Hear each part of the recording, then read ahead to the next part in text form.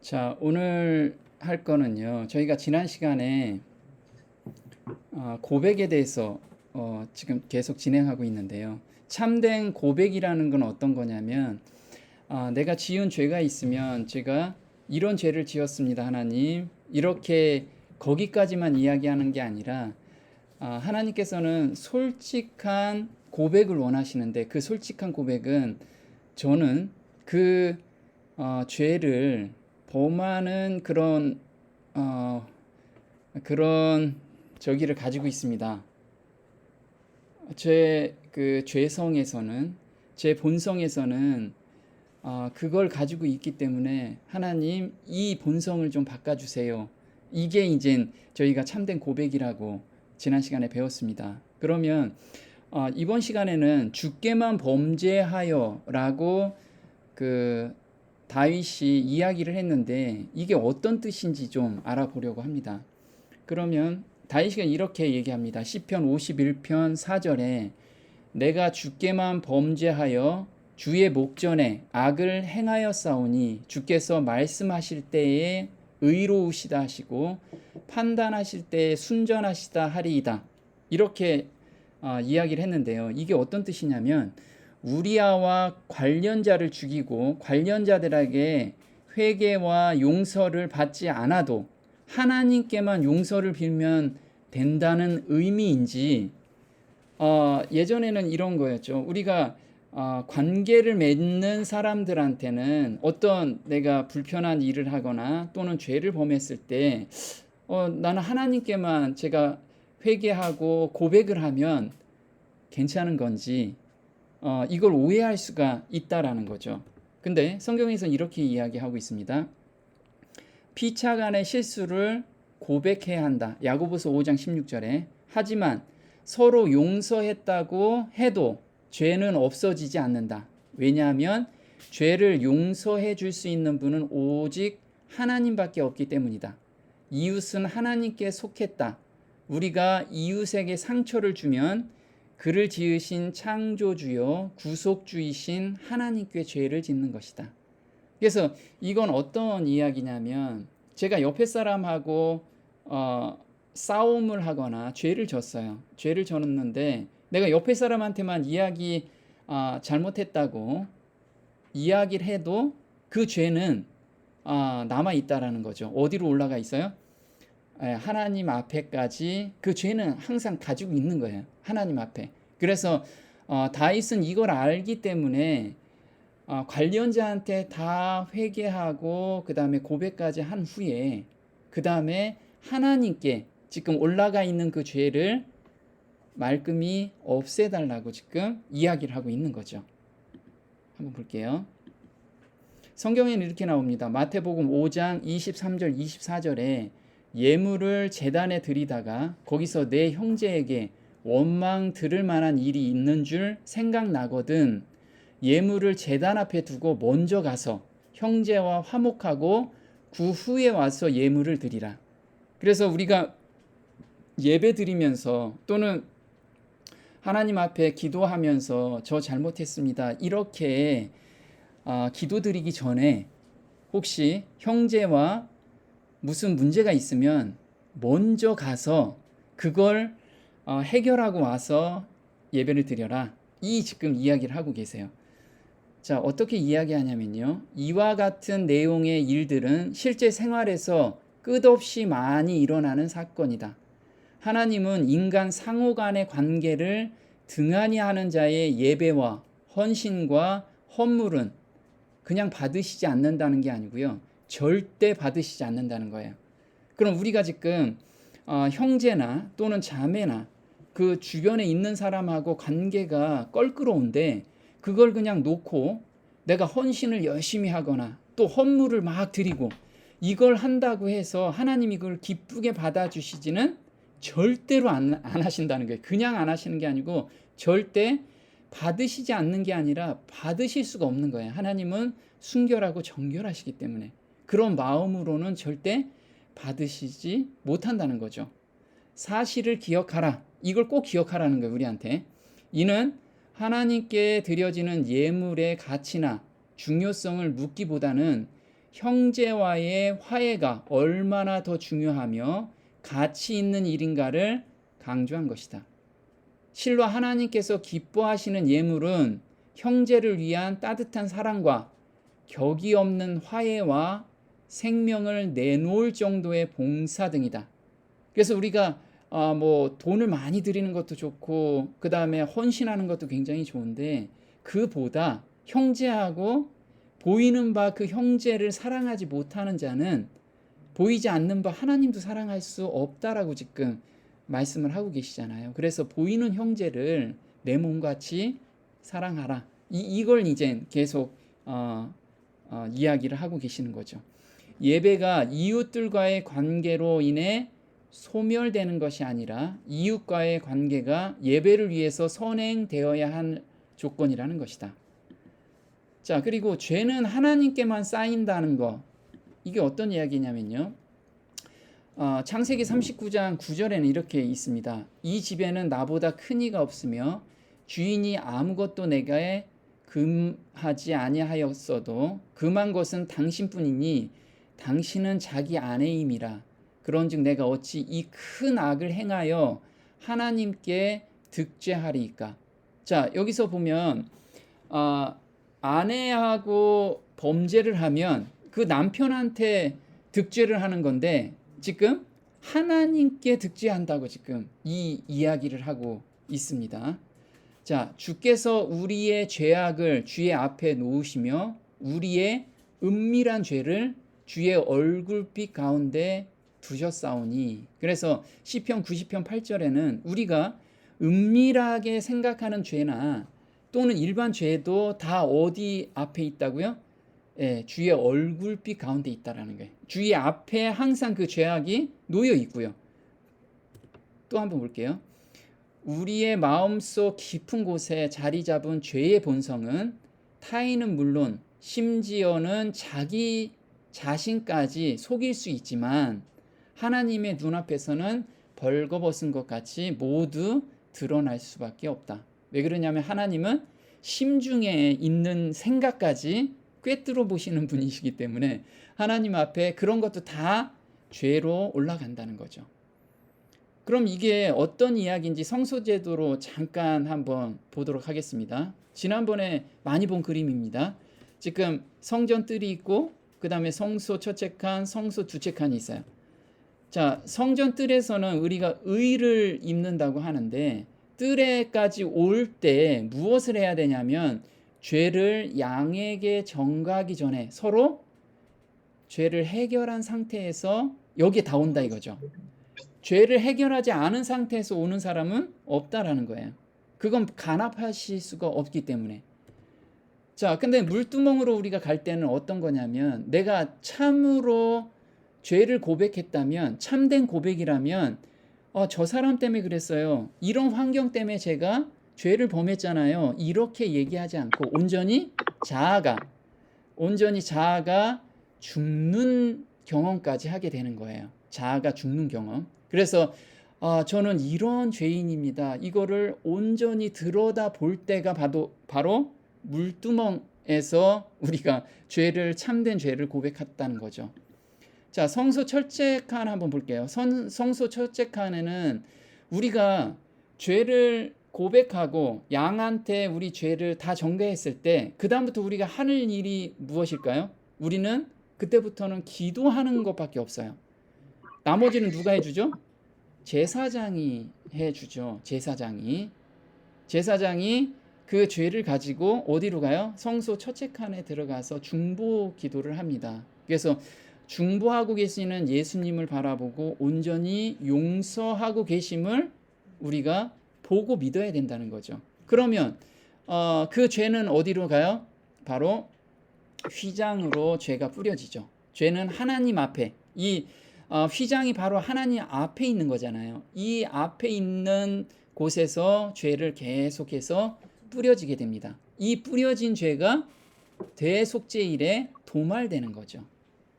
이 경험을 통해서 우리가 보면 내가 죄를 형제나 자매 간에 죄가 해결됐다고 해서 그 죄는 다 어디가 있어요? 네, 하늘 하나님 앞에 있는 휘장에 지금 뿌려져 있다라는 거예요. 그래서 다윗이 아까 고백한 내가 주께만 범죄하여, 그래서 주 앞에 그 죄가 있다라는 거죠. 그런데 왜 주께만 범죄하였냐라고 이야기를 하면 바로 죄를 용서할 수 있는 분은 누구라고요? 유일하게 그리스도밖에 없기 때문에 그렇습니다. 디모데전서 2장 5절 6절 한번 읽어볼게요. 하나님은 한 분이시요 또 하나님과 사람 사이에 중보자도 한 분이시니 곧 사람이신 그리스도 예수라. 그가 모든 사람을 위하여 자기를 대속물로 주셨으니 기약이 이르러 주신 증거니라. 그래서 중보자가 한 분이시기 때문에 우리가 예수님을 믿고 가는 거죠. 자, 그리스도께서 우리의 대언자로서 중보하실 때 그리스도는 인간의 공로나 인간의 중보가 필요치 않으시다. 그리스도만이 유일하신 죄의 담당자시요 유일하신 속죄 제물이시다. 기도와 고백은 단번에 모든 사람을 위하여 성소 안으로 들어가신 그분에게만 드려져야만 한다. 그래서 아까 성소 첫째 칸에 들어간다는 거죠. 그리스도께서는 만일 누가 죄를 범하면 아버지 앞에서 우리의 대언자가 있으니 곧 의로우신 예수 그리스도라 라고 하셨다. 그분은 믿음으로 그분께 나오는 모든 사람을 끝까지 구원하실 것이다. 그가 항상 살아서 우리를 위하여 중보하신다. 그래서 믿음으로 그분께 나아가는 모든 사람, 이게 어떤 믿음이죠? 내 죄를 온전히 예수님께 전가한 사람은 그 죄를 예수님께서 용서할 뿐만 아니고 그 죄를 온전히 없애는 우리 본성까지 바꿔주신다는 그 믿음을 이야기하는 거예요. 또 한번 볼게요. 죄를 자복하기 전에 먼저 해야 할 일입니다. 자, 우리가 죄를 자복하는데 온전한 자복이 안 일어나요. 그 온전한 자복이 안 일어난 이유가 바로 여기에 있습니다. 양심과 마음을 예민하게 못 만들기 때문에 그래요. 한번 볼게요. 우리는 우리 죄를 하나님이 보실 수 있는 빛 가운데서 좀채로 볼 수가 없다. 많은 사람들은 사단의 권세의 영향으로 죄의 길을 추구하는 습관이 들어있고, 우리가 습관이 들어있대요. 그들의 마음은 강팍해져 있다. 자, 이 습관이라는 게 어떤 거예요? 우리가 지금 세상 권세를 잡은 세상 안에서, 사단이 펼쳐놓은 세상 안에서 우리가 들어와 있어요. 그러다 보니 보는 거, 듣는 거, 먹는 거, 그 모든 것이 우리 안에 나쁜 생각만 들어갈 수 있게끔 환경이 조성되어 있더라 이거죠. 그래서 우리가 그런 상황에서 계속해서 살다 보니까 이게 죄가 죄 때문인지를 몰라. 무뎌져 있다라는 거예요, 우리가. 그래서 그들의 마음은 강팍해져 있다. 그들의 생각을 사로잡혀서 사단의 악한 영향을 받고 있다. 그러나 그들이 하나님의 은혜와 능력 안에서 그들의 마음을 사단의 유혹을 대항하는 위치에 놓을 때 하나님의 성령의 감화를 받음으로써 그들의 지성은 청결해지고 그들의 양심과 마음은 예민해진다. 자, 여기서 보면요, 사단의 유혹을 대항하는 위치에 놓으래요. 자, 이게 어떤 뜻일까요? 이건 좀 이따 볼 건데, 저희가 하나님 어떤 죄된 생각이 들어오거나 그리고 어떤 죄된 행동을 하고 있어요. 그런데도 하나님 그냥 해주세요 하고 나를 포기하는 거냐? 이게 유혹을 대항하라고 했는데 내가 어떻게 대항할 거냐? 내가 유혹을 들어오면 내가 이거 선택 안 하고 싶어요 하나님 하고 내 선택을 지금 강화시킬 거냐, 아니면 아예 그냥 포기할 거냐, 이거를 좀 알아봐 보면 참된 회개와 참된 고백이 우리가 나올 수가 있습니다. 그래서 여기서 굉장히 우리가 놓치고 있는 한 가지가 좀 있어요. 뭐냐면 어떤 유혹이 왔을 때 우리가 흔히들 하나님 저 이거 못합니다 그러면서 그냥 유혹에 따라가는 경우가 있어요. 그런 경우를 여기에선 유혹을 대항하라고 이야기를 하고 있어요. 이 대항하는 방법이 무엇인지 좀 알아보겠습니다. 그 다음에는 죄가 실제 모습 그대로 나타나 심히 죄되게 보인다. 지금 우리가 실제 모습으로 나와서 심히 죄되다는 거, 우리 작은 것도 심히 죄되다라는 것을 양심으로 이걸 아주 느껴져야 되는데, 느껴지지 않는다면 지금 우리는 사단의 그 환경 안에서 푹 빠져 있다라는 거예요. 그래서 우리 요즘 계속 이야기하는 것 중에 하나가 이런 환경에서 벗어나서 성령의 음성을 좀 듣자 한 것이 시골에서 아무 영향 없는 그런 곳에서 우리 영성을 좀 깨끗이 하고 그 다음에 오로지 말씀에 집중하게 되면 양심이 깨끗해지는 거예요. 양심이 예민해진다는 거죠. 예민해지는 이런 환경은 굉장히 중요합니다.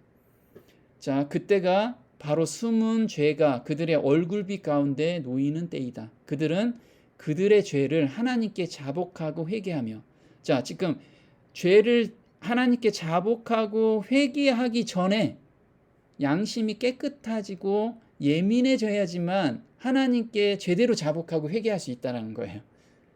죄를 부끄러워하게 된다.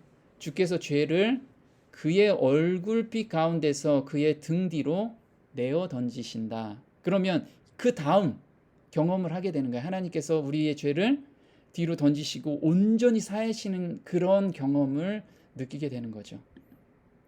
자, 그럼 바울의 변화는 어떨까요? 바울은 이 빛을 보고, 지난번에도 봤는데 이 빛을 보고 자기가 정말 죄인이라는 걸 고백하고 나서 하나님의 은혜를 맛보게 됩니다. 자, 바울은 이 빛을 보기 전에 이런 이야기를 했죠. 빌립보서 3장 6절에 율법의 의로는 흠이 없는 자로라. 그러면 바울 같은 경우는요, 그가 단순히 율법의 문자적 측면만 바라보고 자신의 삶을 비추어 보았을 때는 그 자신에게서 어떠한 결점도 찾을 수가 없었다. 자, 이거 말은 어떤 이야기냐면 바울은 율법책에 있는 모든 율법을 1.1획도 자기가 범하지 않았다는 거예요. 다 지켰다는 거예요. 그럼 얼마나 힘들게 지켰어요. 그런데 이 빛을 보고 이제 자기 관점에서 나는 정말 거룩한 사람이야, 나는 온전한 사람이야, 율법을 다 지켰기 때문에 이 상태를 봤는데 하나님의 빛을 본 상태에서 자신을 보게 됩니다. 이건 어떤 거냐면 자기 기준에서는 정말 온전한데 하나님 빛을 보고 하나님의 관점을 딱 보니까 하나님은 너무 순결하고 너무 정결하시고, 이걸 기준으로 딱 보니까 자기는 너무 죄덩어리였던 거예요. 그래서 전에 율법을 깨닫지 못했을 때는 내가 살았더니, 자, 율법을 깨닫지 못했을 때가 뭐죠? 자기가 율법 책에 있는 대로 문자적으로만 다 지켰을 때, 근데 하나님께서는 그 문자 안에서 하나님이 원하시는 수준이 있었는데 그거를 깨닫고 나니까 내가 살았더니 계명이 이름에 하나님이 세워준 표준을 보되 하나님의 그 성품을 딱 보고 나서 죄는 살아나고 나는 죽었도다. 나는 도저히 지킬 수 없는 사람이구나 라는 것을 알게 된 거죠. 그래서 이 설명을 뭐라고 하냐면 율법의 깊은 의미를 숙고하였을 때 바울은 하나님께서 그를 보시는 것처럼 자신을 보았다. 그는 겸손히 자기를 낮추고 자신의 죄를 고백하였다. 바울이 율법의 거룩한 속성을 깨닫게 되었을 때 죄가 얼마나 끔찍한지 보게 되었다. 그래서 바울은 고백하기 전에 자기 죄가 얼마나 끔찍한지 그거부터 보게 된 거예요. 그리고 회개하고 참된 고백이 나온 거죠. 이 고백이 하나님, 저는 정말 죄덩어리입니다 라는 고백인 거예요. 죄덩어리입니다. 죄밖에 나올 수 없는 존재입니다 라는 참된 고백을 하게 된 거죠. 근데 여기서 보면요, 바울은 죄를 안 지으려고 죄와 피 흘리기까지 싸웠다. 죄가 올라오면 하나님 편으로 선택을 했다. 이 선택을 했어요. 선택. 그럼 이 선택이 뭘까? 우리가 좀 봐야 돼요. 자, 죄를 안 지으려고 선택해야 한다. 우리는 죄를 안 지으려고 선택해야 됩니다. 참된 선택이란 무엇인가? 이걸 한번 보겠습니다. 본성에서 올라오는 죄된 생각이나 습성을 내 의지로 안 지으려고 선택을 하면 하나님의 성령의 능력이 도와주신다는 의미인가? 한번 이거 질문을 해본 거예요. 자, 내가 어떤 죄된 습성이 막 올라오는데 하나님 저 이 죄 짓고 싶지 않습니다. 이렇게 하면 하나님의 성령의 능력이 딱 와서 죄 안 짓게 딱 해주시냐? 이걸 지금 질문하는 거예요. 바울 형제가 이 선택을 했느냐? 자, 한번 보겠습니다. 선하고 거룩하게 되고자 하는 바람은 옳은 일이다. 이건 다 옳은 일이죠. 난 선하게 살고 싶은 거 옳은 생각이에요. 그러나 거기에 그쳐서는 안 된다. 그런 욕망은 우리에게 아무런 도움을 주지 못한다. 난 여기까지는 좋은데? 라고 생각하는데 이건 아무런 도움을 주지 못한대요. 많은 사람이 그리스도인이 되고자 바라고 소망하지만 잃어버린 바 될 것이다. 자, 여기까지. 나는 이제 소망은 있습니다. 저 죄 짓고 싶진 않아요. 이런 소원은 다 가지고 있죠. 그래서 하나님이 좀 해주세요 라고 거기까지 간 사람도 그리스도인이 될 수가 없대요. 어디까지 가야 그리스도인이 되냐면 그들은 의지력을 하나님께 온전히 드리는 그 지점까지 이르러야 된대요. 근데 그 지점까지 이르르지 않으면 그리스도인이 될 수가 없다는 거예요. 결국 그들은 그리스도인이 되고자 선택하지 않는다. 그래서 이거 선택이 나왔어요. 그럼 선택이라는 게 뭔지 한번 볼게요. 자, 결심과 선택의 차이점입니다. 첫 번째 결심이 뭐냐면 자기 자신의 힘으로 무엇인가 하려는 마음. 우리 이게 결심이죠. 내가 오늘부터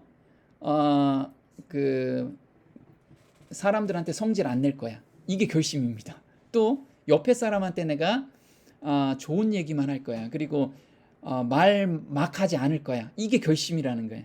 이 결심만 가지고는 안 된다는 거죠. 근데 선택.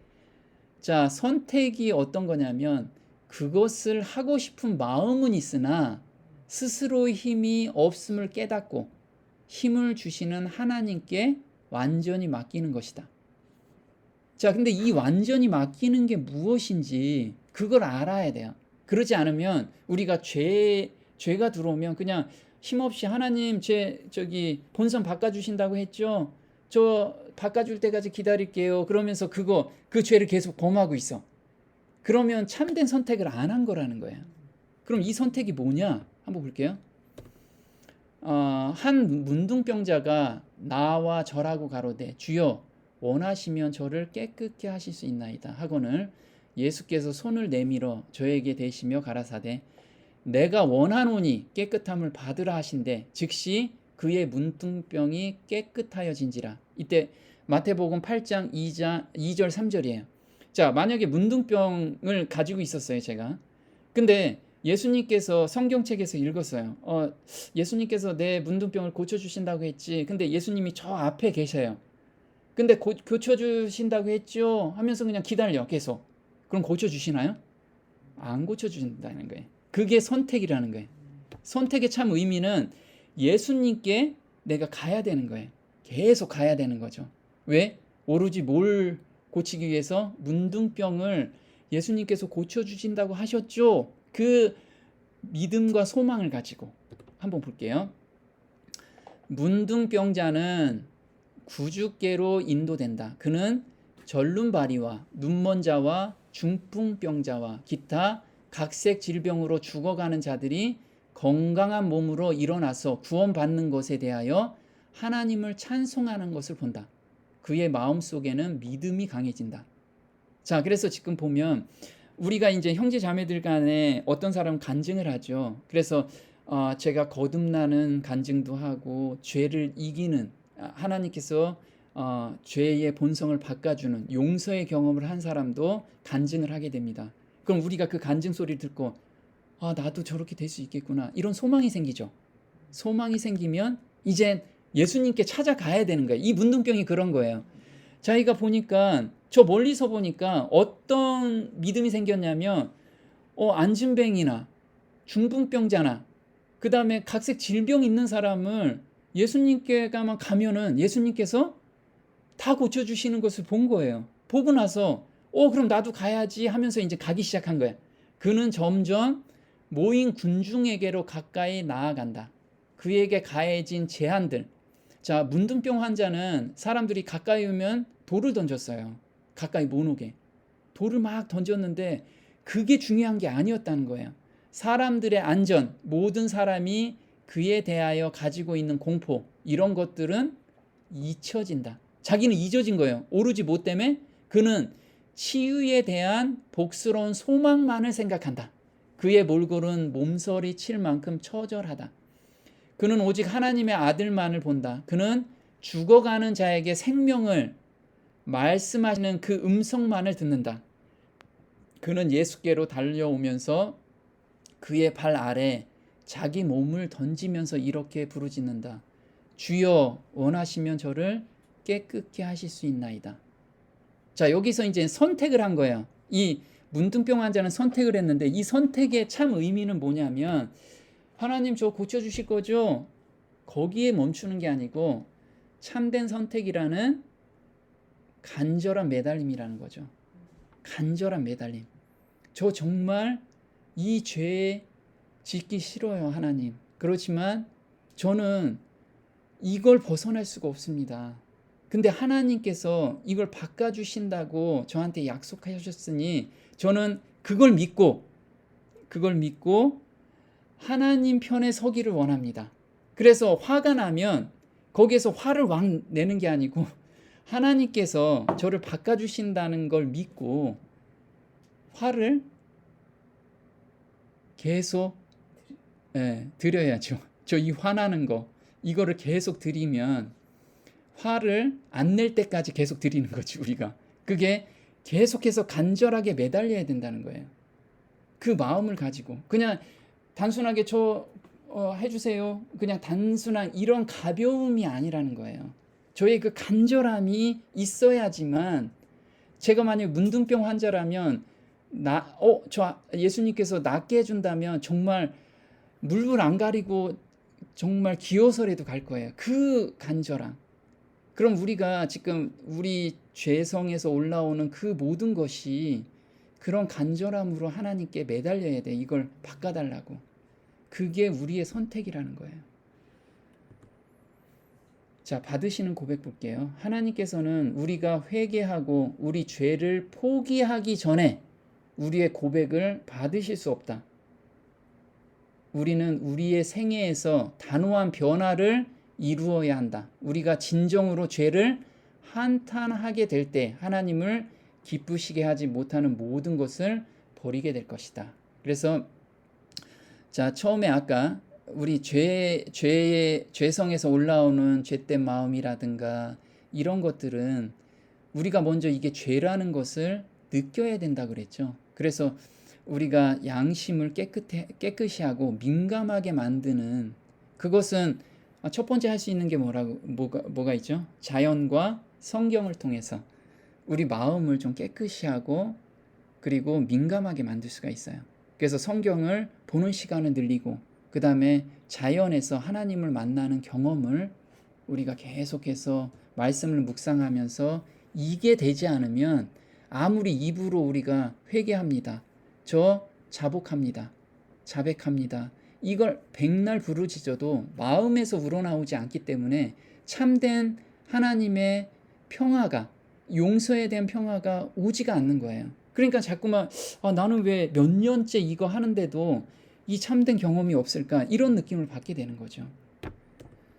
자, 참된 회개는 자신의 결백을 보이려고 노력하거나 변명을 늘어놓지 않고 자신의 죄를 인정하도록 이끈다. 하나님이여 불쌍히 여기소서, 나는 죄인이로소이다. 하나님께서는 범죄한 사실을 인정하는 사람들을 용서해 주실 것이다.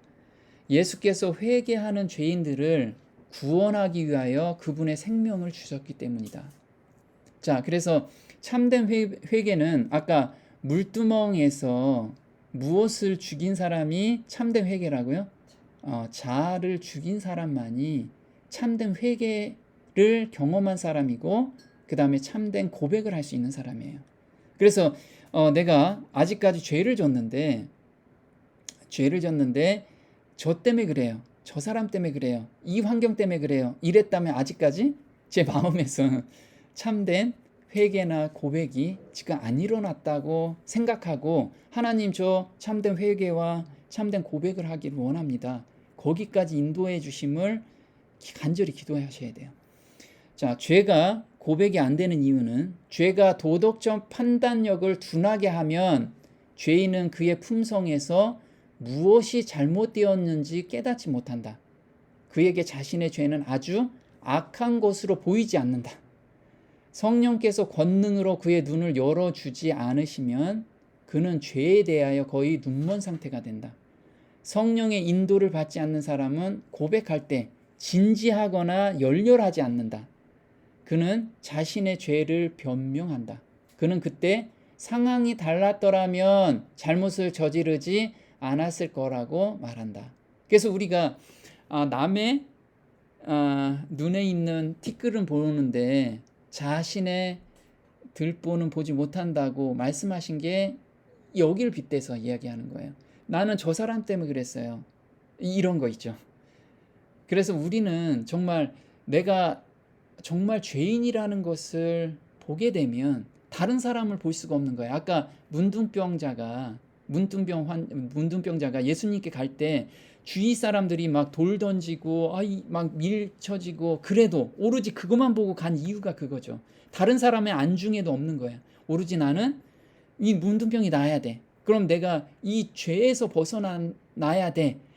죄를 용서를 받아야 돼. 이것만 생각한다면 다른 사람을 핑계 삼을 수 있는 게 아무것도 없다라는 거예요. 그래서 하나님이 주셔서 나와 함께 있게 하신 여자, 그가 그 나무 열매를 내게 주므로 내가 먹었나이다. 여자가 가로되 뱀이 나를 꿰므로 내가 먹었나이다. 처음 아담과 하와가 선악과를 따먹고 죄를 범했을 때 나온 행동이죠. 이 행동이 다 남한테 전가하는 거, 이거였다는 거죠. 아담과 하와는 금지된 실과를 먹은 후 몹시 부끄럽고 두려워했다. 처음에 그들은 어떻게 죄를 변명하고 죽음을 피할 수 있을지만 생각했다. 여자는 자신을 변명하면서 그 죄를 하나님 탓으로 돌렸다. 그래서 결국은 우리가 하나님 탓으로까지 돌린다는 거죠. 자, 변명하고 싶은 마음은 누가 준 거라고요? 사단이 준 거예요. 그래서 내가 계속해서 지금 변명하고 있다면 지금 사단이 내 마음을 지금 잡고 있다라고 생각하셔야 돼요. 자신의 죄를 변명하고 싶은 욕구는 사단으로부터 나온다. 그리고 모든 이에게 그러한 욕구가 있다. 그러나 다른 사람에게 책임을 전가함으로 잘못을 고백하는 것은 하나님의 방법이 아니다. 따라서 하나님께서는 그러한 고백을 받아주지 않으실 것이다. 자, 세리는 멀리 서서 감히 눈을 들어 하늘을 우러러 보지 못하고 다만 가슴을 치며 가로되 하나님이여 불쌍히 여기어 주옵소서. 나는 죄인이로소이다 하였느니라. 누가복음 18장 13절에 이 세리는 자기가 죄인이라는 걸 알았나요? 네. 세리는 정말 자기가 죄인이라는 걸 알고 다른 사람 눈치 하나도 안 보고 자기 가슴을 치면서 나는 죄인입니다. 그것만 고백한 거예요. 계속. 내가 어떤 죄를 졌고 요 죄를 졌고 요 죄를 졌고 이걸 고백한 게 아니고 저는 죄인입니다. 죄밖에 없습니다. 이거를 계속해서 고백하게 된 거죠. 자, 여기서 가슴을 치며 이 표현은 정확히 말하자면 죄의 근원지로서의 마음을 치는 깊은 참회와 애통을 나타내는 말이다. 그동안 범해온 죄 많은 생활을 청산할 뿐만 아니라 피해본 사람들에게 배상을 하고 사과한 내용까지 포함된다. 이게 가슴을 치며 원어의 뜻이라는 거죠. 자, 죄인입니다. 죄인이라는 뜻은 세리는 다른 죄인은 없고 오직 자기만 유일한 죄인인 것처럼 말한다. 변명하거나 남의 탓으로 돌리지 않는 마음을 가지고 있다 이거죠. 이 고백 앞에서 예수님께서 네 죄사함을 받았느니라 이렇게 용서의 화답으로 대답을 해주신다 이거죠. 그래서 우리는 이런 참된 고백이 굉장히 필요한 거예요. 참된 고백이 나오는 것은 한탄하는 마음에서다. 자, 마음이 상했을지라도 참된 회개로 겸손하게 된 사람은 하나님께서 얼마나 죄인을 사랑하시는지 깨닫게 될 것이다. 그는 갈보리에서 지불된 값을 이해하게 될 것이다. 죄를 진정으로 한탄한 죄인은 죄를 고백할 것이다. 아이가 사랑하는 아빠에게 서슴없이 다가가는 것처럼 그 역시 하나님께 나아갈 것이다. 자, 그래서 여기서 보면 우리가 항상 이야기하는 게 있어요.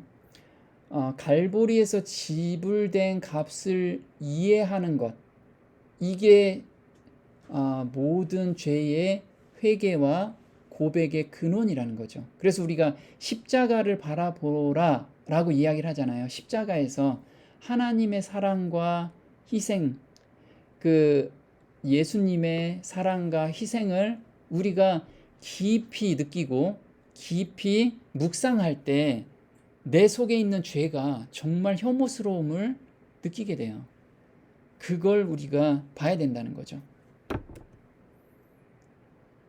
자, 참된 고백인지 알 수 있는 방법 볼게요. 내가 무죄한 피를 팔고 죄를 범하였도다. 이때 마태복음 27장 4절입니다.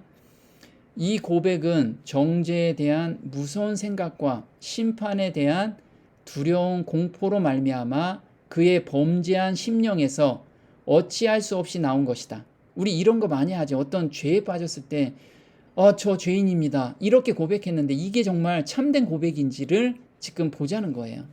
그에게 임할 결과가 그에게 공포심을 주었다. 그래서 이게 유다는 가룟 유다가 이렇게 자기가 회개하고 고백을 했는데 이 공포심 때문에 회개하고 고백을 했다는 거예요. 자, 그러나 그는 흠없는 하나님의 아들을 팔고 이스라엘의 거룩하신 자를 배반한 사실에 대하여 충심으로 마음을 찢는 애통을 느끼지는 않았다.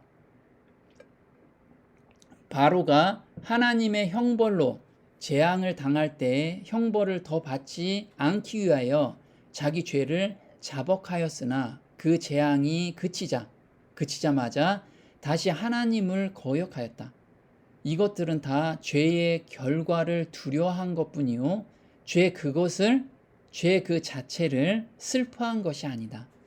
그러나 사람의 마음이 하나님의 신의 가마에 순복할 때에는 양심이 각성되어 죄인은 하늘과 땅에 있는 하나님의 정부의 기초가 되는 하나님의 신성한 율법의 깊은 뜻과 신성성을 얼마만큼 깨닫게 될 것이다.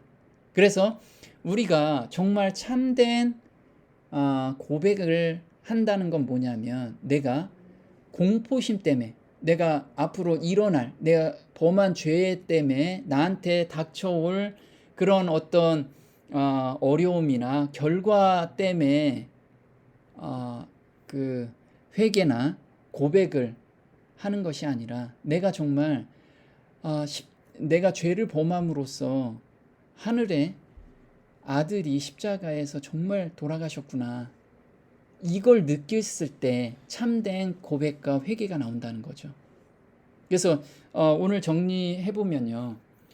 참된 고백이라는 건 내가 정말 죄인이라는 것을 그것만 보인다는 거예요. 그것만. 내가 내 죄 때문에 하나님께 범죄하였고 그리고 내 죄 때문에 예수님께서 돌아가셨다는 것을 깊이 깨달을 때 참된 고백이 나온다는 거. 이걸 알았으면 좋겠습니다.